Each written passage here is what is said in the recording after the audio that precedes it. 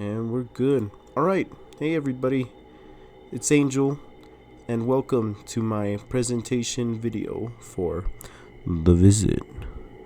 This is a very short horror experience, emphasis on short, and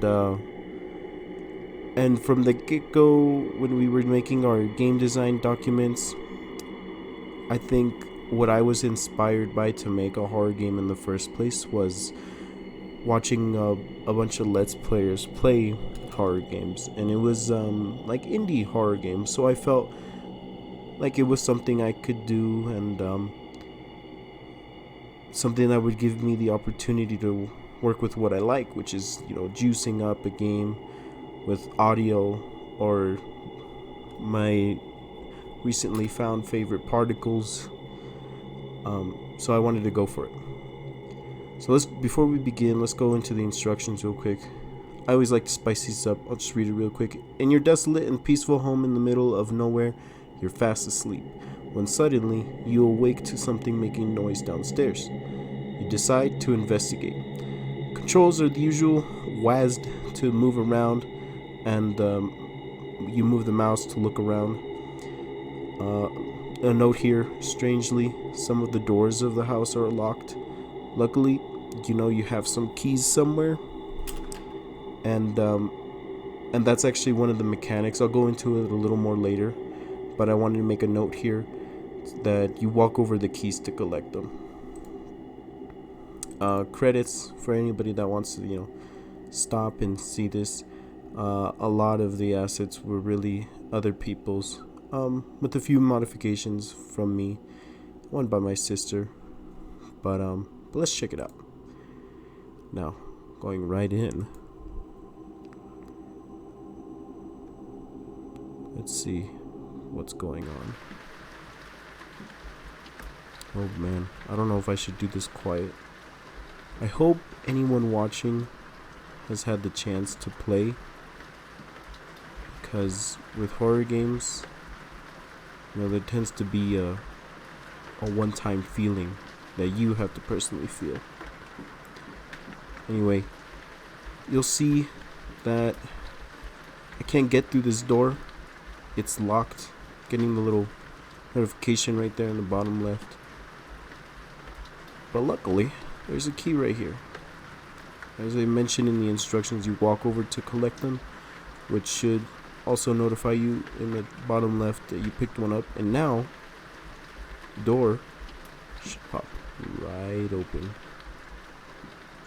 feeling the rest of the house. Now I'll get to the base of the house real quick, but all these doors you can in fact open and check out what's inside. There's not much inside, spoiler alert, but if you listen, there's that strange noise. It's coming from downstairs.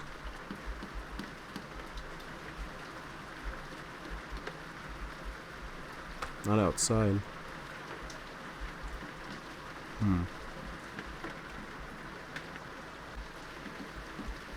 This door is locked as well. I don't know why I'm role playing like I've never played this game before. I made it.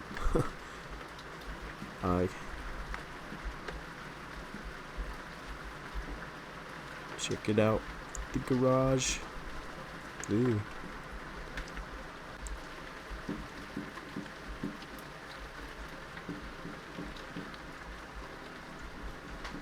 Looks like you can't go outside either. I hope no one can get outside. There's those noises again. It's really on the other side of this wall.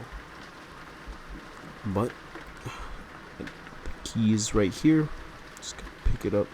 Those, I don't know what that is, but I'm leaving it.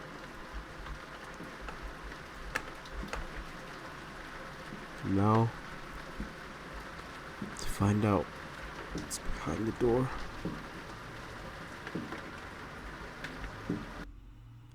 Boo! That's it. Mysterious, isn't it? Weird, huh? I guess we'll never know what was making that noise. Yep, guys. Um, as I said, short horror experience, very short horror experience. I'm sure some of you understand the time constraints and crunch time we were all in. We just couldn't go as all out as we'd hoped. Especially me. I guess I should be talking about myself in this case. Speak for myself. I definitely didn't do as much as I envisioned. But let's go over it one more time. Just to fully show off everything. So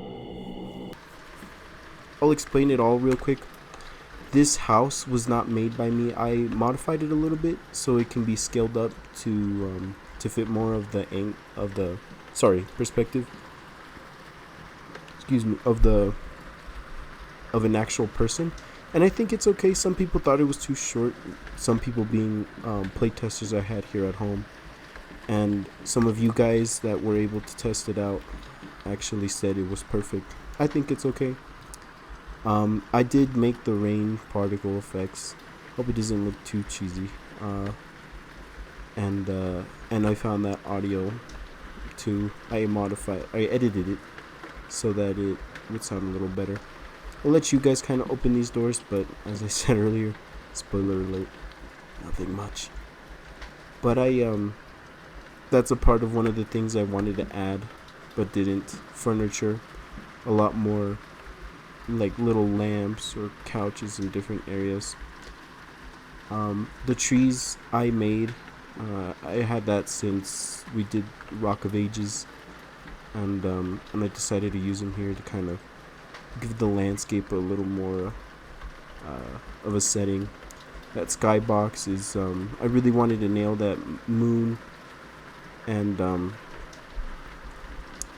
get that moonlight to shine through into the house and everything. So I modified the light a lot to make it all seem convincing. It's a part of the terrain, and I don't know, I just kind of had it there on accident, and I was like, you know what, I'll leave it, maybe it'll creep someone out. So I left it there. And if you were watching, I got the 2 keys. Those were 2 of my core mechanics, or one of my 2 core mechanics, was to be able to collect and sort of have an inventory of keys. I have scripts set up so that it keeps track of the amount of keys that you have, and there's like key 1 and key 2 here in the garage.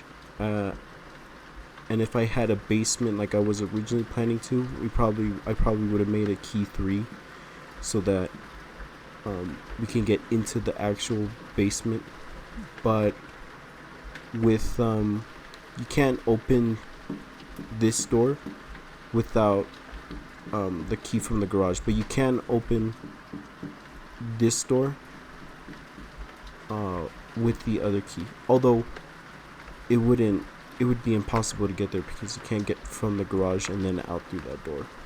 Basically, keys, inventory, lockable doors. That's one of the things I really wanted to do from the beginning. It was a lot harder than I thought it would be to figure out how to actually go through these doors. It was so weird, I'm telling you guys. And